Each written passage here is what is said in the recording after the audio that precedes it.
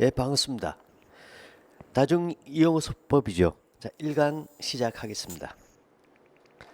자, 제 1강이 총칙 부분. 자, 이 부분 중에서 제 1절이 특별법 연령 및 구성이죠. 그 다음에 제 2절이 목적, 3절이 용어 정의입니다. 자, 1절부터 보겠습니다. 특별법의 연령 및 구성. 이 부분은 개괄적으로 보고, 자, 전체적으로 이해만 하시면 될 부분입니다. 다중 이용업소의 발생과 특별법의 제정에 대한 부분입니다. 한번 쭉 읽고 이해하는 위주로 보시면 되겠죠. 다중이용업소의 발생은 1980년대 일본에서 유행하던 가라오케가 일본과 인접 교류가 활발한 부산 지방에 80년 후반부터 서서히 상륙했죠. 그리고 1990년대 초반 노래방, 노래 연습장 등으로 발생되어 전국적으로 우죽순처럼 난립하게 되었다. 자, 정부에서는 이에 대응하기 위해서 91년도 3월 8일 풍속 영업의 규제에 관한 법률을 제정하였고, 개별법에 따라 허가, 신고 등록을 하고, 이 풍속 영업 규제에 관한 법률이죠. 이 법에 관한 경찰서장에게 통보토록 하게 되면서 다중업소의 소방 또는 방화시설 완비 증명의 발생 계기가 되었다는 겁니다. 그리고 특별법 제정의 필요성에 대한 부분은 찜질방이라든가 노래방 등 다중이용업의 형태가 대형화되고 또 신업종이 이때 출현하는 등 양적 질적으로 극적이 변화됨에 따라 대규모 화재 위험에 노출되고 있었다. 그런데 개별 법령의 소방시설의 안전 기준을 일원화시키고 관련 부처의 협조 체제를 구축하는 등의 다중이용업의 안전을 종합적으로 관리하기 위해서 특별법을 제정할 필요성이 대두됐다. 이것이 특별법 제정의 필요성에 대한 부분이죠. 전체적으로 쭉 이해를 하고 정리하시면 되겠습니다.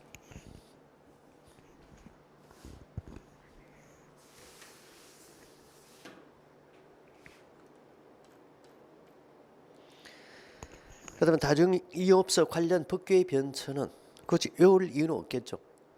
대신 언제 특별법이 제정되고 시행이 된지 그 정도는 점검하시기 바라고. 자, 일단 몇 가지만 언급한다면 소방시설 완비 증명제, 자, 이것이 시행된 시기가 언제냐 정도는 알아야 될 겁니다. 1995년도 이 당시에 우리가 바로 자이언트 노래방 화재 부산 남포동에서 있었죠.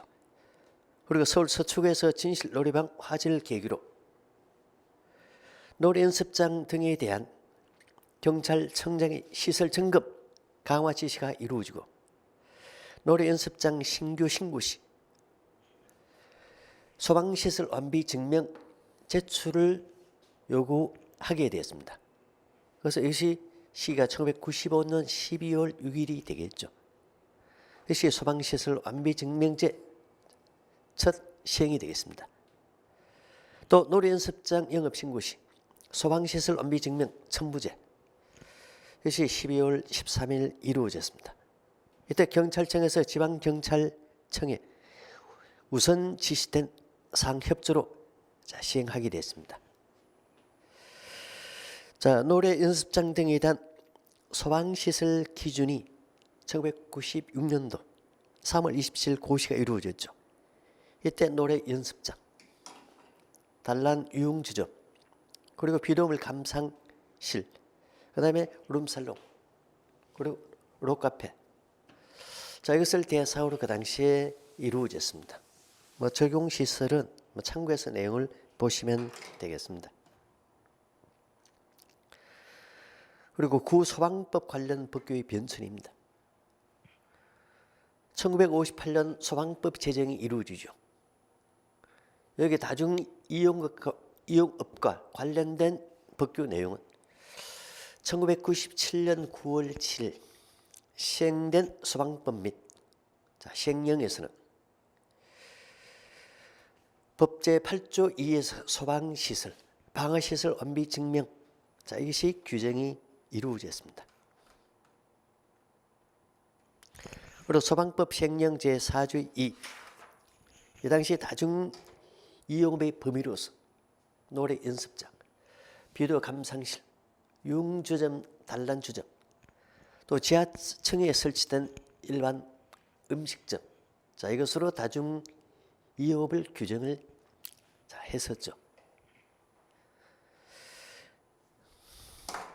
자, 그 다음에 4번에 가서 본다면 2001년도 3월 20일 그 당시에 소방법 시행령에서 다중 이용업의 범위를 휴게 음식점 또는 일반 음식점, 바닥 면적은 현행과 동일하게 100제곱미터 이상으로, 그리고 지하층에 설치된 것은 66제곱미터 이상으로 이렇게 범위를 정하고, 또 단란주점, 유흥주점은 면적과 관계없이, 층수와 관계없이 다중이용의 범위에 들어갔습니다. 또 비료 감상실업, 즉 현재 비료물 감상실업이 되겠죠. 또 게임 제공업 또는 노래 연습장업, 이것이 다중 이용업의 범위로 그 당시에 규정이 됐습니다.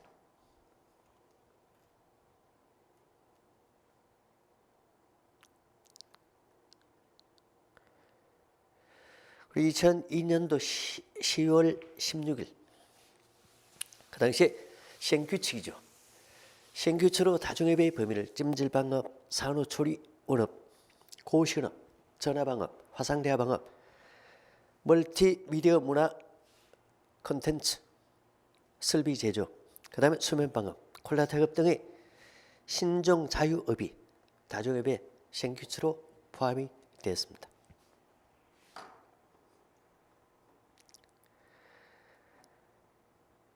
다중이용과 직접적 관련된 법령은 그 소방법이 4가지 법으로 본법이 이루어지죠. 그럼 다중이용업 여기에 대한 규제는 그 당시에 소방시설 설치, 유지 및 안전관리에 관한 법률 제정이 이루어지고 이 법에서 규율이 이루어졌습니다. 그리고 이때 다중이용의 범위를 확대하고 비상구 기준 일부 정비를 하게 됐습니다. 자, 그리고 특별법 제정은 2006년 3월 24일 날, 그 당시에 법률 제7905호로 공부되었으며 1년 후죠. 2007년 3월 25일 이때 시행이 이루어졌습니다. 그래서 소방법 이때 우리가 소방법이 4가지 법률로 분법이 되고 이때가 시행이 2004년도 5월 29일이 되겠죠. 그리고 다중이업소의 안전관리에 관한 특별법, 자 이것은 우리가 소방시설 설치, 유지 및 안전관리에 관한 법률에 대한 특별법 성격을 가지죠. 이것이 2006년도 3월 법률이 공부되고 제정되고 1년 후 2007년도 3월 25일 날 이때부터 시행이 이루어졌습니다. 그래서 여러분 몇 가지 사항 위주로 보시면 되죠. 다중이용업소법은 2006년 3월 제정되고 2007년 3월 25일 시행됐다. 자, 이 정도 확인하시기 바랍니다. 특별법의 구성과 체계에 대해서 보면 이분은 참고사항을 보시면 되겠죠. 총칙, 그 다음에 제2장 이렇게 되어 있는데 총칙이 어떤 내용이 들어가는지 정도는 파악하시기 바랍니다. 다중이용업 관련 법령은 다중이용업소의 안전관리에 관한 특별법을 기본으로 합니다. 여기에 동법, 시행령, 시행규칙이 있습니다. 이것이 기본 체계입니다. 그리고 법률은 제1조 목적, 2조 정의, 3조가 국가 등의 책무, 4조 다른 법률과 관계, 이 부분을 가지고 총칙으로 이렇게 우리가 볼 수 있겠죠. 총칙이 되고 제2장이 다중이용업소의 안전관리 기본 계획 등입니다. 여기서는 안전관리 기본 계획, 그리고 또 안전관리에 관한 집행계획의 수립 시행 등, 자, 이것을 구분해서 기본계획의 내용, 집행계획의 자, 내용. 기본계획의 10가지, 집행계획의 5가지죠. 이걸 상대적으로 구분하는 문제 위주로 지금까지 거의 대부분 한 문제 정도는 해마다 출제가 이루어졌습니다. 그 다음에 제3장이 허가관청의 통보 등이죠. 그런데 실제 허가관청의 통보 이 부분은 7조와 7조 2 규정입니다. 나머지 많은 부분은 8조의 소방 안전교육, 9조가 다중업소의 안전관리 기준 등, 그 다음 9조 2 비상구 추락 방지, 실내 장식물, 내부 구획, 또 피난시설 방어구역 및 방어시설의 유지관리, 피난 안내도의 비치 또는 피난 안내 영상물의 상영, 그 다음에 다중이용업주, 안전시설 등에 대한 정기점검 등이 이 3장의 내용입니다. 다중이용업소법이 보통 12문제 출제되면 그 중에서 거의 절반 정도가 제3장에서 출제가 이루어집니다. 가장 핵심적 부분이 제3장이 되겠습니다. 그 다음에 3장 2는 화재배상 책임보험의 의무가입 등 책임보험에 관한 규정들입니다. 그 다음에 4장이 다중업소의 안전관리를 위한 기반 조성, 그 다음에 5장 보칙, 6장 벌칙, 이런 체계로 이루어져 있습니다. 그래서 3장 위주로 내용을 보시면 되겠죠.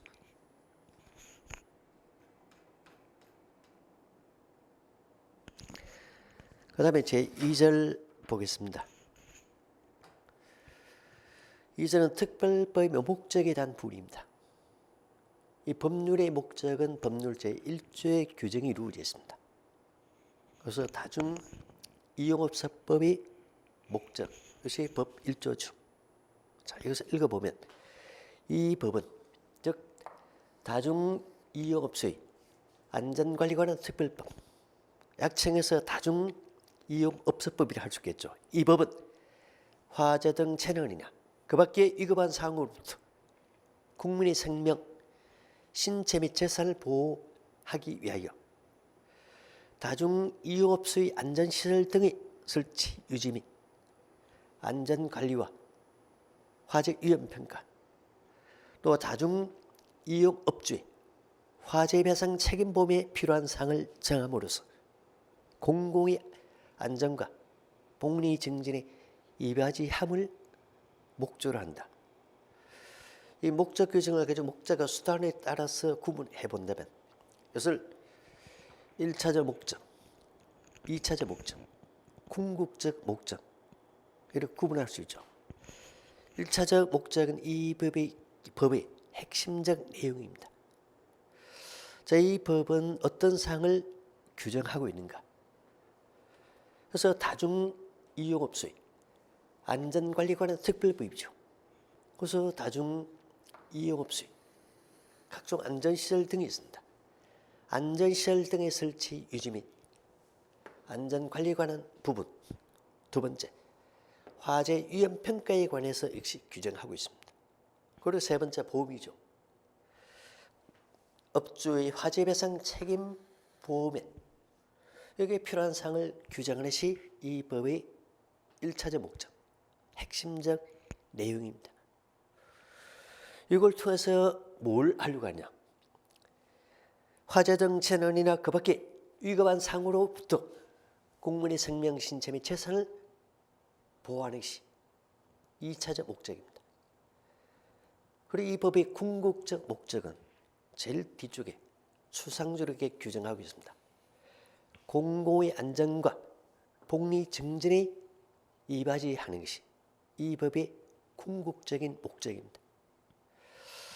법의 목적을 다른 법과 구분할 때는 법의 1차적 목적이죠.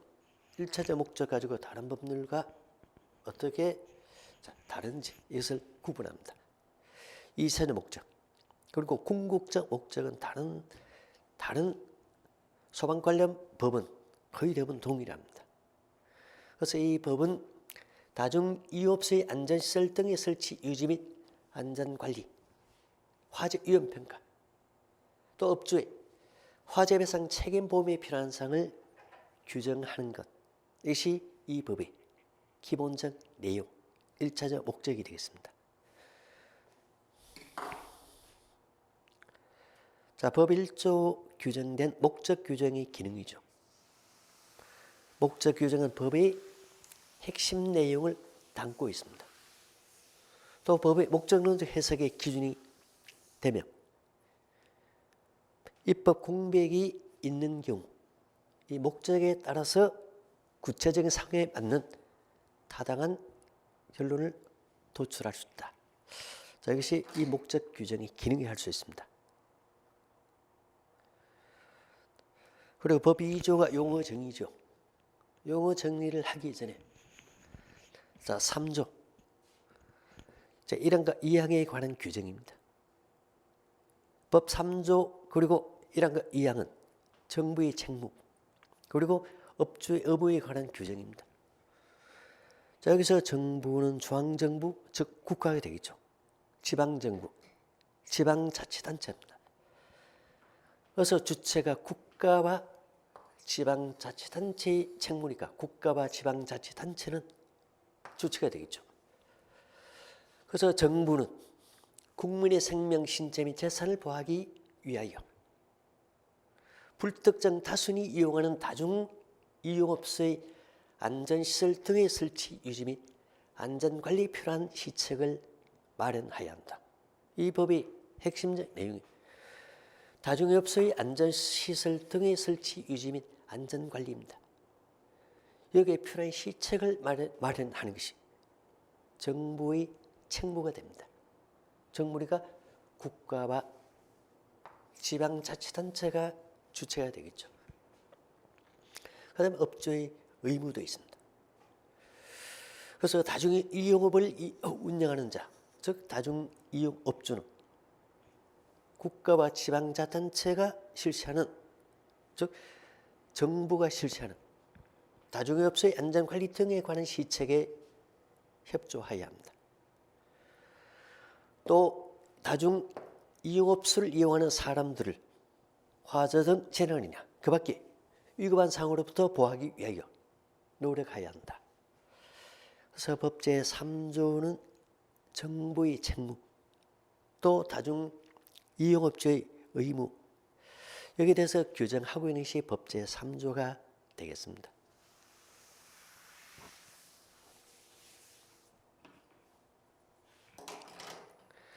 자, 그 다음 법 제4조 규정이 다른 법률과의 관계에 관한 부분입니다. 그래서 법 제4조 1항, 2항, 3항이 순서대로 되어 있습니다. 4조 1항은 다른 법률에 우선 적용한다. 특별법 우선칙을 규정하고 있습니다. 다중이용업소의 화재 등 재난에 대한 안전관리에 관하여는 다른 법률에 우선해 이 법을 적용한다. 다중이용업소의 안전관리에 관한 안전시설 등이죠. 안전시설 등의 설치, 유지 및 안전관리. 여기서는 우리가 다른 법을 보게 되면 소방시설입니다. 그리고 원칙적으로 소방시설법. 이 부분이 결국 이 사항을 규정하게 됩니다. 그런데 특별법인 다중이용업소법이 제정이 이루어졌죠. 그래서 다중이용업의 화재 등 재난에 대한 안전관리에 관하여는 다른 법률에 우선하여 이 법을 적용합니다. 즉 특별법 우선 원칙에서 이 법을 적용하고 여기에 규정되지 않는 것은 소방시설법이라든가 또 이게 관련되는 화재 예방법이라든가 이 법이 규정이 이루어진다 이렇게 보시면 되겠습니다. 또 두 번째는 다른 법률의 적용 배제는 보험에 관한 부분이죠. 화재로 인한 재보상과 보험 가입에 관한 법률이 있습니다. 여기에 다른 특수 건물의 다중이용업주 이들에 대해서는 그래서 13조 2부터 6까지죠. 즉 화재배상 책임보험 규정을 적용하지 아니한다는 겁니다. 왜? 이 법에 의해서 보다 강력하게 규정을 받고 있습니다. 그래서 이 법에 따른 특수 건물의 업주는 다중이용업주는 다중이업소법에 따른 화재배상 책임보험 규정을 적용하지 않습니다. 그리고 민법 규정의 적용이죠. 업주의 화재배상 책임 여기 관해요. 이 법에 규정된 것은 13조 2부터 6까지 업주의 화재배상 책임보험에 관한 규정을 적용합니다. 그런데 여기에서 규정하지 않는 것은 규정한 것 이외에는 민법에 따른다는다. 민법. 자, 손해배상에 관한 규정에 의해서 이 부분을 처리를 하게 됩니다. 자, 이것이 다른 법률과의 관계에 관한 부분이죠. 어쨌든 법의 1조, 목적에 대한 부분이었고. 자, 2조가 정부 그리고 업주의 책무 내지 의무에 관한 규정. 4조가 다른 법률과 관계 등에 관한 부분입니다. 어쨌든 여기까지 우리가 제2절에 관한 부분이었죠. 자, 그 다음에 가장 핵심적 부분은 그 다음이죠. 3절입니다. 보통 1장에서 보통 한 문제가 주로 출제 이루어집니다. 그런데 작년은 여기서 두 문제의 출제가 이루어졌습니다. 자, 한 문제든 두 문제든 항상 출제되면 주로 출제되는 부분은 용어 정의에 관한 부분이 거의 대부분 출제가 이루어집니다. 그래서 용어 정의에 관한 부분으로 적용의 범위, 또 다중 이용업의 정의, 또 다른 관련 용어를 제3절에서 여기서 규정하고 있죠. 그래서 특별법은 제2조에서 여기에 대해 규정하고 있습니다. 이 법에서 사용하는 용어의 뜻은 다음과 같다 해서 이때 규정을 하고 있죠.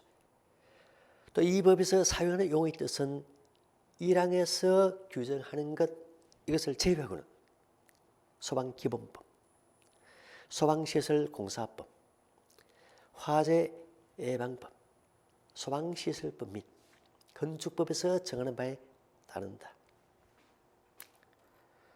자, 이제 구체적으로 다중이용업의 정의, 다중이용업이 무엇인지 그래서 법 제2조 1항 1후에서 규정을 하고 있습니다. 그래서 다중이용업이란 특정인이 아니죠. 불특정 다수인이 이용하는 영업 중 화재 등 재난 발생 시 생명, 신체 및 신체, 재산상의 피해가 발생할 우려가 높은 것으로서 법률에서 모든 내용을 다 규정할 수 없죠. 그래서 이것은 대통령령으로 정하는 영업을 다중이용업이라 합니다. 불특정 다수인이 이용하는 영업 중에서 재난 발생 시 생명, 신체, 재산상의 피해가 발생할 우려가 높은 것으로서 대통령령으로 정하는 영업. 그래서 다중이용업을 세분해 본다면 27개 업종으로 구분해 볼 수 있답니다. 여기는 휴게 음식점 영업, 제과점 영업, 일반 음식점 영업, 단란주점 영업, 융주점 영업. 이것이 식품위생법 생령에 따른 다중이용업이 되겠죠. 그리고 영화 및 비디오법에 따른 영화 상영관, 비디오물 감상실험, 비디오물 소극장업, 또 멀티방이라는 복합 영상물 제공업이 있습니다. 그 다음에 학원, 목욕장업, 또 게임 제공업, 인터넷 컴퓨터 게임 시설 제공업. 게임 제공업은 보통 게임방이라고 부르게 되죠. 인터넷 컴퓨터 게임 시설 제공업은 보통 PC방이라 합니다. 또 복합유통 게임 제공업, 복합유통 게임 제공업, 그리고 복합 영상물 제공업을 가지고 흔히 멀티방이라고 부르게 되겠죠. 그리고 노래 연습장업, 산후 출입, 고시업, 곤충 사격장, 즉 실내 곤충 사격장이 여기에 다중이용업에 해당합니다. 또 가상체험 체육시설업, 그중에서 골프 종목이죠. 종전에 그것을 가지고 골프 연습장업으로 분류를 했죠. 그런데 지금은 엄밀히 말하면 스크린 골프 연습장입니다. 스크린 골프 연습장을 종전에는 골프 연습장업으로 분류했는데 지금 현행 법령은 가상체험체육시설으로 다시 새롭게 분류했습니다. 그래서 골프 연습장업은 다중 이용업이죠. 여기에 해당하지 않습니다. 골프 연습장업이 아니고 스크린 골프 연습장이 되겠죠.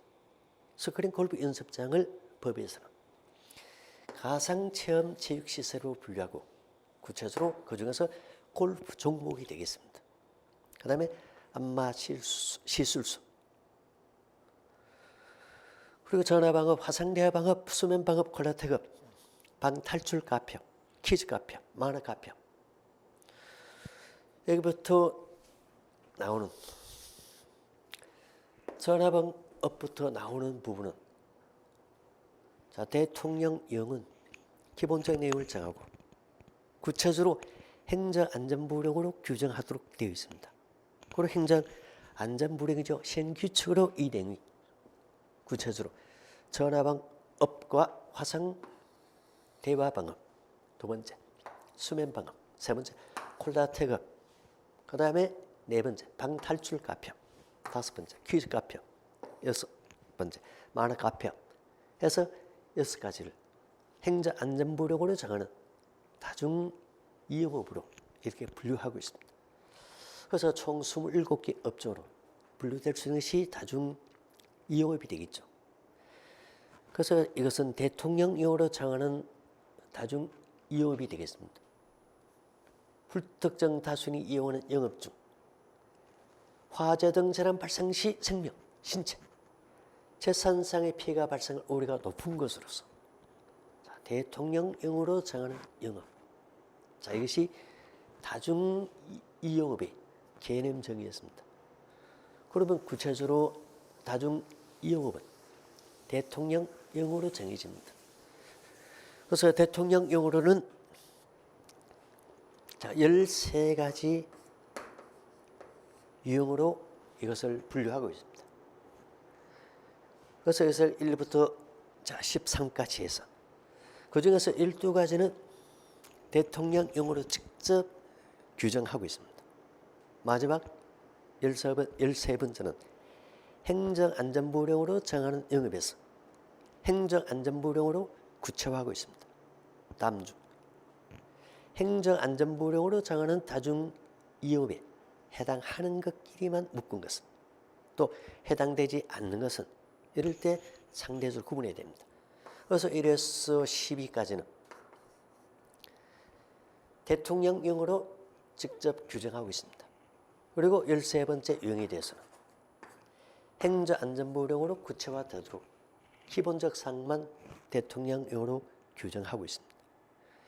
그래서 이것을 가지고 대통령령으로 규정하는 다중이용업이 있냐, 행정안전부령으로 정하는 다중이용업이 있냐, 차에서 이렇게 이것을 상대적으로 구분하게 됩니다. 자, 여기에 따라서 1부터 13번까지죠. 내용을 가지고 살펴보면 되겠습니다.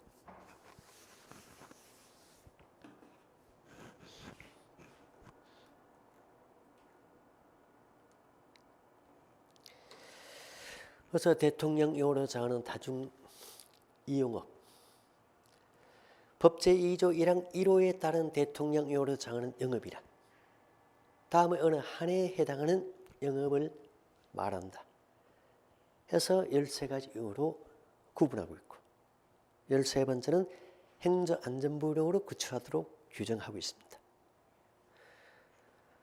여기에 해당하는 것으로 다만 영업을 5개의 시설 또는 5개의 장소에서 하는 경우 그 영업은 다중이용업에서 제외를 합니다. 이 부분이 2022년 12월 29일 이때 이 부분이 결국 추가되어서 이렇게 규정을 했습니다. 그래서 5개의 시설, 5개의 장소에서 하는 이때 영업은 다중업에서 제외하도록 규정을 신설했죠.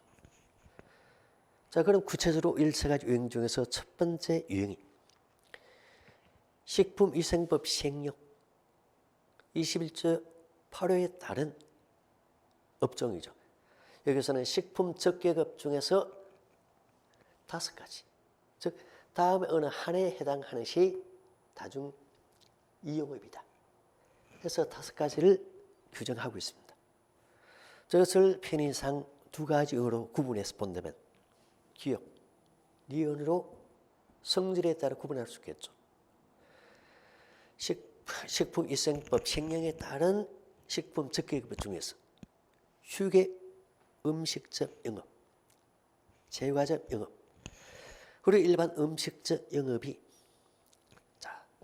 되겠습니다. 자, 이 3가지 영업은 영업장으로 사용하는 바닥 면적 합계가 얼마 이상 돼야 되냐? 100제곱미터 이상인 것이 여기서 다중이업에 해당합니다.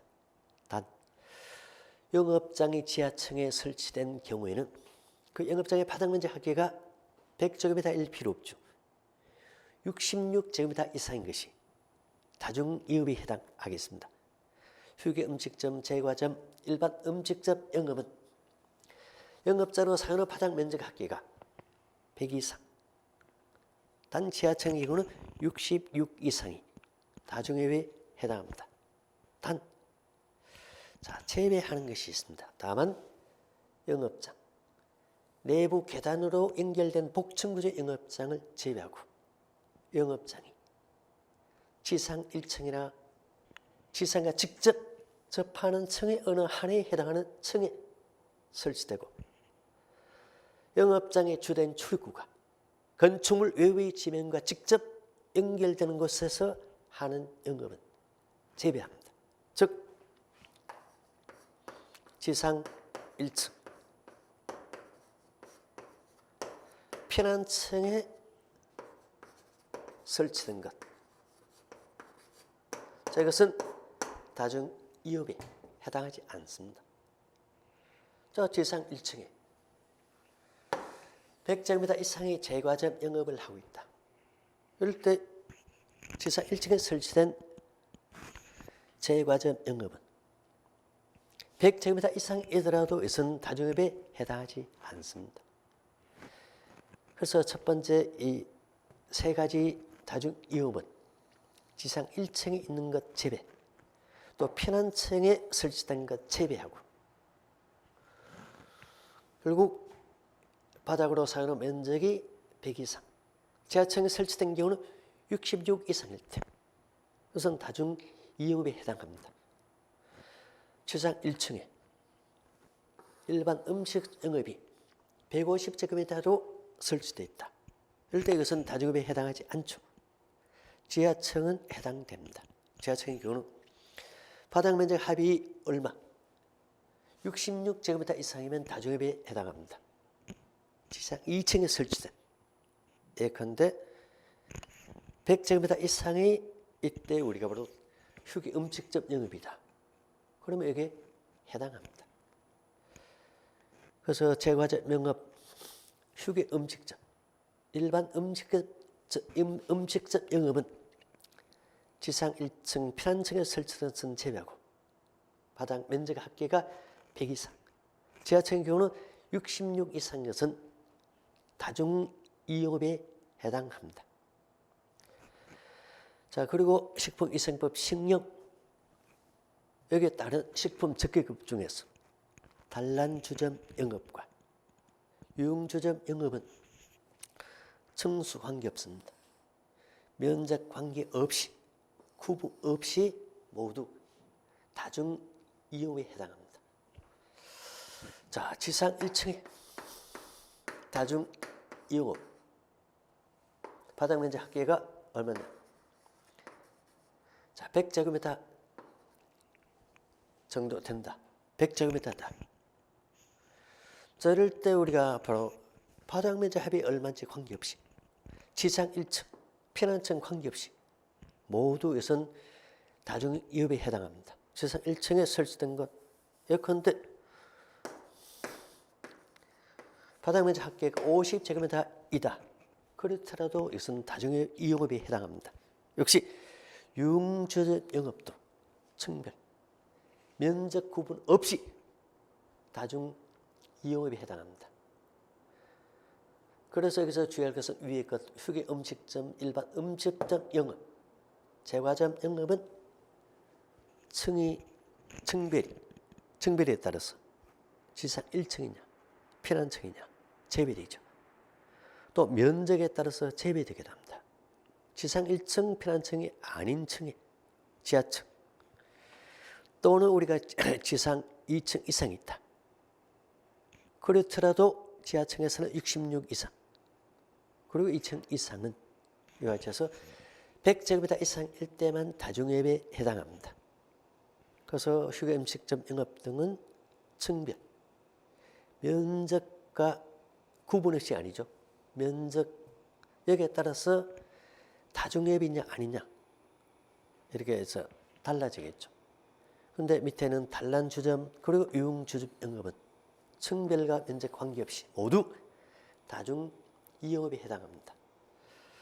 실제 출제들의 문제는 다중업에 해당하는 것, 하지 않는 것 할 때 실제 이 부분을 응용해서 출제를 하게 됩니다.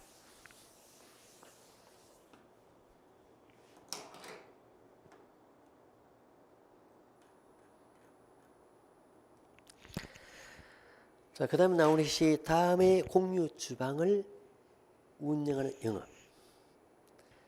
이것이 비교적 최근에 신설된 규정입니다. 식품위생법 시행령 제21조 9호에 따른 공유 주방을 운영하는 운영업 중에서 그중에서 휴게 음식점 영업, 제과점 영업 또는 일반 음식점 영업에 사용하는 공유 주방을 운영하는 영업으로서 영업장 바닥 면적의 합계가 얼마? 100제곱미터 이상. 지하층에 설치된 경우는 그 바닥 면적 합계가 66제곱미터 이상인 것. 공유 주방을 운영하는 휴게 음식점, 제과점, 일반 음식점 영업의 경우 영업장으로 사는 바닥 면적 합계가 100 이상. 지하층 경우는 66 이상인 것은 공유 주방을 운영하는 영업으로서 다중업에 해당합니다. 단 이것도 동일하게 영업장이 다음에 어느 한 해에 해당하는 층에 설치되고 그 영업장의 주된 출입구가 건축물 외부의 지면과 직접 연결된 곳에서 하는 영업은 제외한다. 해서 지상 1층 제외, 지상과 직접 접하는 층, 편한 층 제외. 자, 이것은 휴게 음식점, 제과점, 일반 음식점과 동일하게 1층과 그리고 피난층은 제외합니다. 어쨌든 공유 주방을 운영하는 영업은 앞에는 그것과 연결되죠. 휴게 음식점, 제과점, 일반 음식점 영업에 사용하는 공유 주방을 운영하는 영업입니다. 이것도 층별에 따라서 면적에 따라서 달라지겠죠.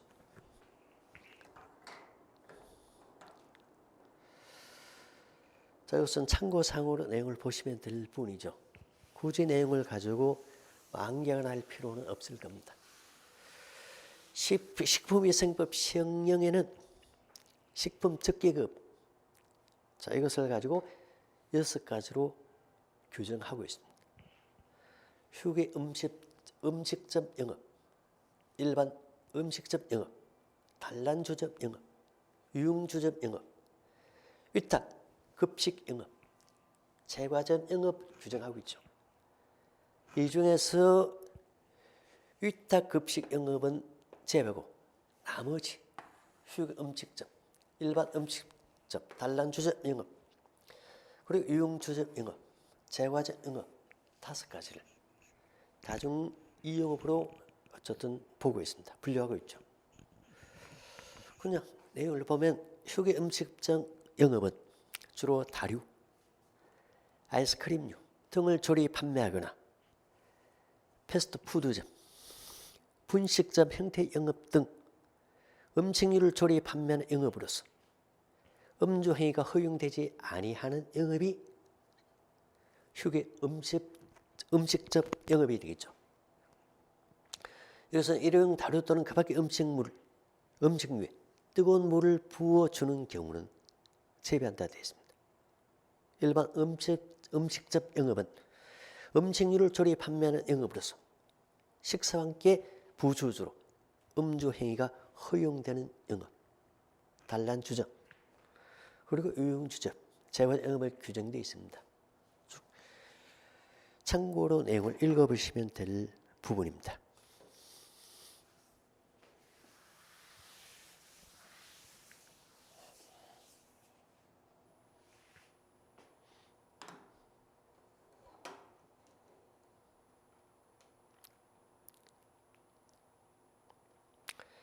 그 다음에 3번 보겠습니다. 이것은 3번의 영화 및 피조물의 진흥에 관한 법률 제2조 10호 같은 조 제16호 가 남목 및 남목에 따른 여러 가지 영업이죠. 그래서 이것은 우리가 영화 및 피조물의 진흥에 관한 법률, 약칭해서 영화 비료법, 영화 및 비료법이라 할 수 있겠죠. 이 법에서는 네 가지를 가지고 다중 이용업으로 보고 있습니다. 그 중에서 영화, 상영관, 영상, 비료물 감상실업과 비료물 소극장 되겠죠. 그리고 복합 영상물 제공, 멀티방이 되겠습니다. 이 같은 영화 상영관, 비료물 감상실업, 그리고 비료물 소극장업, 그리고 복합 영상물 제공업, 이 네 가지가 영화 및 비료물이 진행에 관한 법률에 따른 다중 이용업이다, 이렇게 볼 수 있겠죠. 저는 역시 영화 및 비료물이 진행에 관한 법률 이 부분도 항상 내용을 참고 삼아 보시면 되겠습니다. 영화 상영관이라 함은 영리를 목적으로 영화를 상영하는 장소 또는 시설을 말한다. 다만 연간 영화 상영 일수가 대통령령이 정하는 일수의 범위 이내인 장소 또는 시설, 이것을 제외한다 되어 있습니다. 그리고 비료물 시청 제공업은 그 중에서 비료물 감상실업, 비료물 소극장, 그리고 복합 영상물 제공업, 이런 것이 있게 되겠습니다. 그래서 영화 및 비료물의 진행에 관한 법률에 따른 영화 상영관, 비료물 감상실업과 소극장업, 복합 영상물 제공업이 다중업에 해당된다 정도는 알아야 되겠습니다. 이 중에서 복합 영상물 제공업은 비료물 감상실업을 하면서 비료 플러스 부소수로 게임물을 이용할 수 있는 시설, 게임 또는 노래할 수 있는 시설을 갖추어 공중에 제공하는 영업이 복합 영상물 제공 멀티방이 되겠죠. 비디오 플러스 게임 또는 노래할 수 있는 시설을 갖춘 영업이 멀티방이라 불리는 복합 영상물 제공업이 되겠습니다.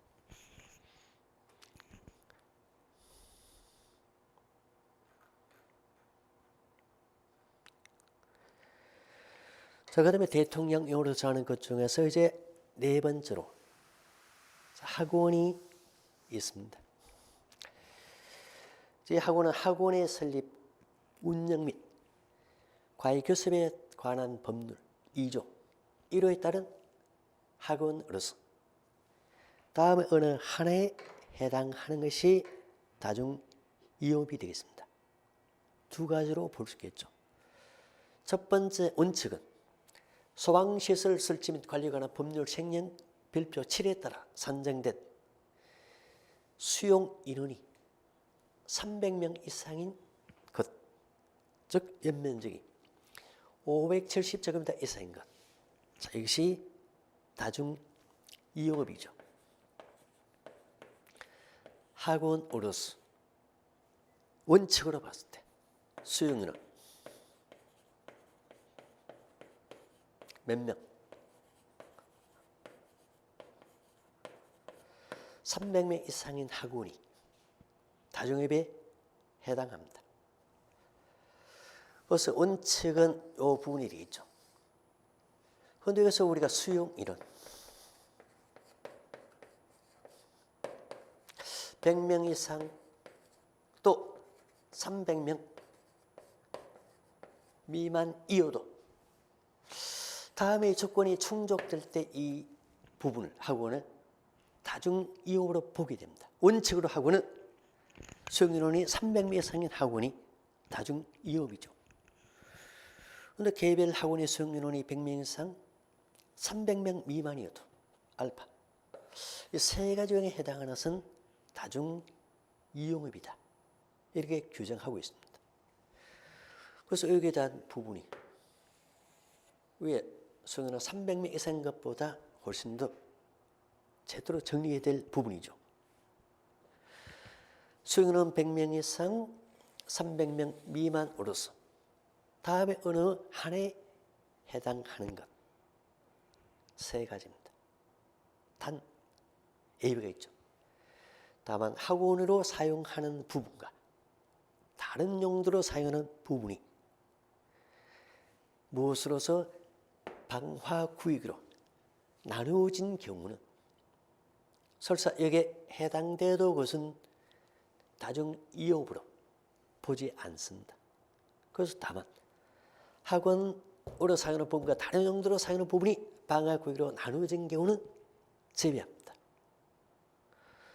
학원은 학원의 운영권자를 달리하는 학원과 학원을 포함하게 됩니다.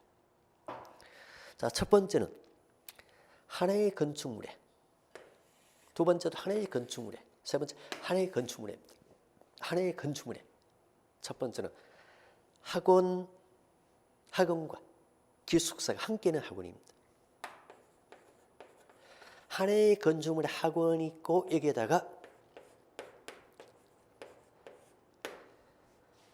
학원에 이용하는 학생이 이용하는 기숙사가 있습니다. 하나의 건축물에 학원과 기숙사가 함께 있는 학원이다. 이런 경우에 있어서 개별 학원이 수용인원이 100명 이상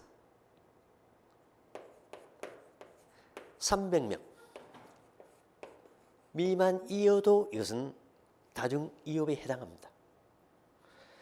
개별 학원의 수용인원 300명 이상 할 때가 다중이용업이죠.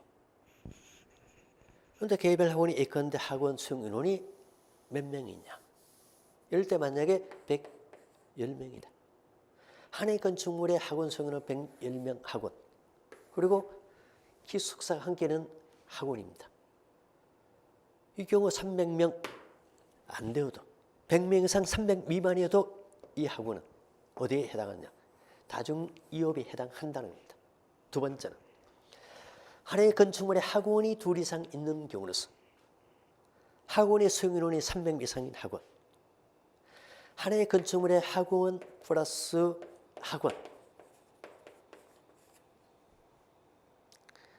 개별 학원은 예컨대 100명 이상 300 미만입니다. 만약 A 학원 150명 B 학원 수용인원은 150명 개별적으로 해서는 다중협에 해당하지 않죠. 그건 하나의 건축물에 A 학원, B 학원에서 학원의 전체 수용인원이 300명 이상이다. 그러면 이것은 A 학원도 B 학원도 모두 다중이업에 해당합니다. 두 개 학원일 필요 없죠. A 학원 하나의 건축물에 B 학원 수용인원 100명 또 C 학원 수용인원 100명이다. 그래서 이런 경우도 300명 이상이죠. 그러면 이것은 어디에 해당하냐? 다중이용업에 해당합니다. 또 세 번째는 하나의 건축물의 제1호, 2호, 4호, 그리고 7호, 7호 2, 7호 5까지 및 8호의 다중이용업주. 이 부분은 하나의 건축물의 학원하고 다중이용업이 같이 있는 경우입니다. 어떤 종류의 다중이용업에도 관계없습니다. 하나의 건축물에 학원 플러스 학원 200 다른 다중이업이 있다면 다중이업과 학원이 함께 있는 경우죠. 이때 개별 학원의 수용인원이 100명 이상 300명 미만이어도 이 학원은 다중협에 해당합니다. 특히 학원에 대해서는 수용료는 100명 아니죠. 300명 이상일 때가 다중이용업에 해당합니다. 그런데 개별 학원의 수용료는 100명 이상 300명 미만이어도 하나의 건축물에 학원과 기숙사가 함께 있거나 하나의 건축물에 학원 플러스 학원이 있는 것으로서 둘 이상의 학원이 있는 것으로서 학원의 개별 학원의 수용료는 100명 이상 300명 미만 전체 학원이 총 정원이 수용료는 300명 이상일 때 이것은 다중협에 해당합니다. 또 하나의 건축물에 다중이용업 플러스 학원이 있을 때 학원의 수용료는 100명 이상 300명 미만이어도 이 학원은 다중협에 해당합니다. 단 학원으로 사용하는 부분과 다른 용도로 사용하는 부분이 방화구역으로 나누어진 경우는 제외를 했습니다. 자, 이것을 생각하면서 이 둘로 구분해서 내용을 잘 정리하시기 바랍니다. 네, 조금 쉬었다 하겠습니다.